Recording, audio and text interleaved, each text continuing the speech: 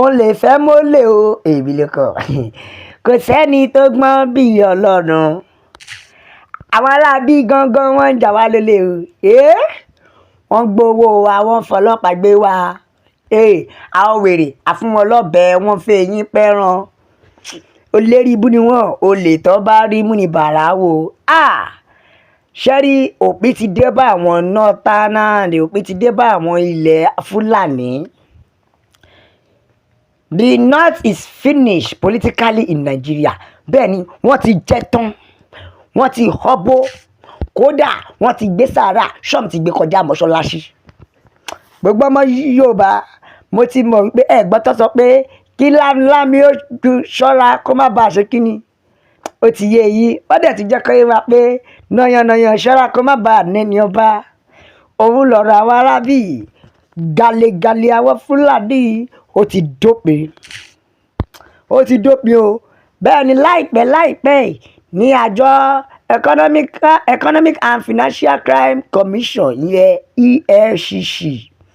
wọ́n ti rédi Abuja o wọ́n ti rédi the Abuja home of a former executive secretary of the National Health Insurance Scheme ìyẹn NHIS tí gbogbo wa mọ̀ sí Professor Usman Yusuf Usman Yusuf of all people àbí Usman Yusuf kọ́ ẹ wo ẹ jẹ́ kí n gbé yín débẹ̀ ẹ mọ̀ pé èmi ò kí ń bá wọn yéra tí ò lọ́mọ́nú Usman Yusuf wàhálà ò jẹ́ kọ́ lọ yẹgi fún ẹni o pẹ̀lú nǹkan tó ṣe yìí tó bá jẹ́ ọmọ Yorùbá kan ló ṣe lè mo mọ̀ pé ẹ̀yin Fúlàní olórí ibú ẹ ti jáde ẹ ti sọ̀rọ̀ ṣùgbọ́n torí pé ó ti wá jẹ́ ọmọ tiyín báyìí ẹnu gbogbo yín wá wọ ṣìn bí ọbẹ̀ ọlọ́kà ẹ wà rí kankan sọ bẹ́ẹ̀ ni o tí ẹ ò bá dẹ̀ gbàgbé Usman Yusuf sọ̀rọ̀ kan ibẹ̀ làwọn EFCC ti gbámú nígbà tó speak as chairman at one day consultative forum ìyẹn tó wà organized by political pressure group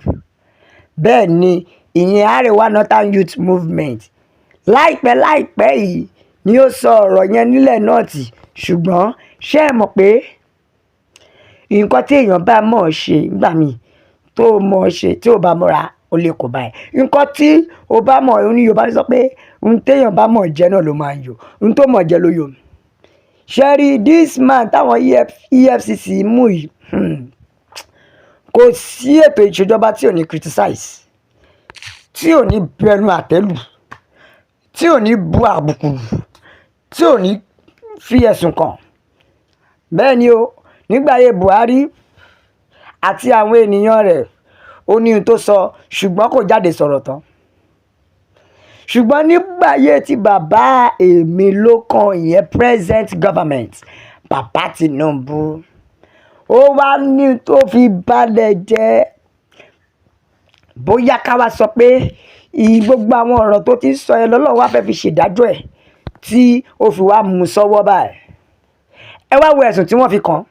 wọ́n ti fẹ̀sùn kan Usman Yusuf o wípé nígbà ètò ìṣèjọba rẹ̀ gẹ́gẹ́ bí ìgbà tó wà ní chairman NHIS tó dẹ̀ jẹ́ pé ó mú kọ́ńtrátì kan sí kọ́ńpìnì kan àṣé kọ́ńpìnì tó fún kọ́ńtrátì ó papọ̀ mọ́ ẹbí ẹ̀ ṣètìrì eléyìí ibú wọ́n tún sọ di ọ̀rọ̀ wọ́n tún jọ ọ̀rọ̀ lánà ọ̀tọ̀ nìyẹn wọ́n tún jọ ń gbé sáàrin àwọn sọ́dọ̀yè ìdílé wọ́n sọ yẹn dòyè ìdílé débi wípé wọ́n wá jọ ń pín káàkiri ìyẹn ní kọ́kọ́ o ṣẹ́rí accusation yìí lára ènìyàn o meanwhile láìpẹ́ yìí ni a gbọ́ wípé we learnt that tens of trillions of naira worth of contract for the construction of Calabar-Lagos Coastal Highway was awarded to a company directly linked to the president. Mo ń bọ̀ ẹ̀jẹ̀ ń gbé yín débẹ̀ láìpẹ́ la gbọ́ pé tírílíọ̀nù mẹ́wàá náírà tó wọ̀ tí kọ́ńtrátì ńlá kan fún construction of Calabar-Lagos Coastal Highway was awarded to a company directly linked to the presidential. ìyẹn Mr. Ṣèyí Tinubu ó ṣọ́ọ̀kì mi o My question is a nephew and a son which is more connected related àbí cousin yẹn àti ọmọ wọ́n jọ ní nǹkan bẹ́ẹ̀ ni o wọ́n jọ ní nǹkan kan àwọ́ọ̀dù tó wá àwọ́ọ̀dù síta ẹ̀ even nígbà tí ààrẹ when the president was accused of giving this contract to his son ṣé ẹ ti gbọ́ bẹ́ẹ̀ yẹn nígbà tí ọwọ́ ti tẹ̀ dáadáa àṣé ó ní nǹkan nù now ìgbà tọ́wọ́ ti wá tó báyìí ẹnu bàbá ti wọ́ wí o ẹnu bàbá ti wọ́ wí àjọ EFCC ẹ bá wa bù ú so ẹ bá wa bù ú so Professor Yusuf ẹ wo àwọn gan wọ́n ní wọ́n ti lẹ́bọ lẹ́rù báyìí bẹ́ẹ̀ ni o wọ́n ti ní ẹbọ ní ẹrù torí tó bá jẹ́ lómi ni wọ́n á ti dìde ẹjá ká àtẹ̀jíṣẹ́ àwọn èèyàn jágbọ́n nǹkan tí àwọn èèyàn sọ bẹ́ẹ̀ ni kọjá kọ́ wọ́n ní ṣé ìgbà ètò ìṣèjọba bàbá ti Buhari ó mà ní nǹkan tí Yusuf yìí ṣe wọ́n ní ṣe ló ń rán àwọn agbésùmọ̀mí láti lọ pa àwọn èèyàn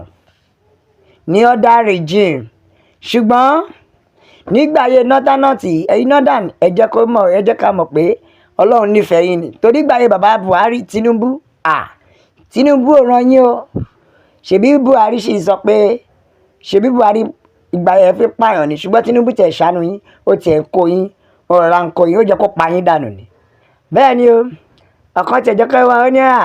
ètò ìṣèjọba bàbá Tinubu ti fẹ́ fọ́ọ̀lù o nítorí wípé if Professor Usman Yusuf have committed any offence by awarding contract to a company linked to his nephew tó bá ti jẹ́ pé ẹ̀sùn yẹn then bàbá Tinubu náà ó jẹ́ kí wọ́n fà á yọ lóyè ní o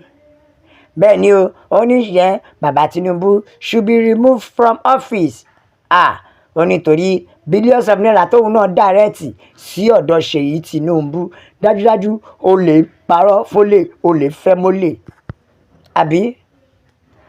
ó lè fẹ́ mólè ni o so àṣé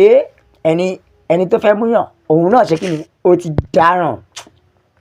ìkànjẹ́kọ̀ọ́ yẹn wá o oníṣẹ́ rí gbogbo àwọn aráàbí ìtàn ṣe bíi pé kínní ọ̀nà ló pọ̀ nínú wọn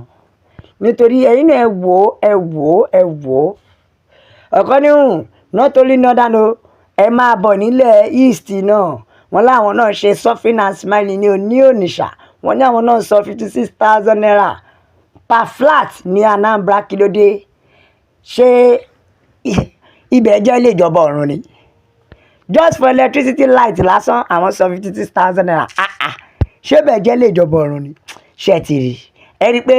wọ́n kàn exhaust owó lọ́wọ́ àwa mẹ̀kúnnù ní láti lè fi mú àpò tí wọ́n sanra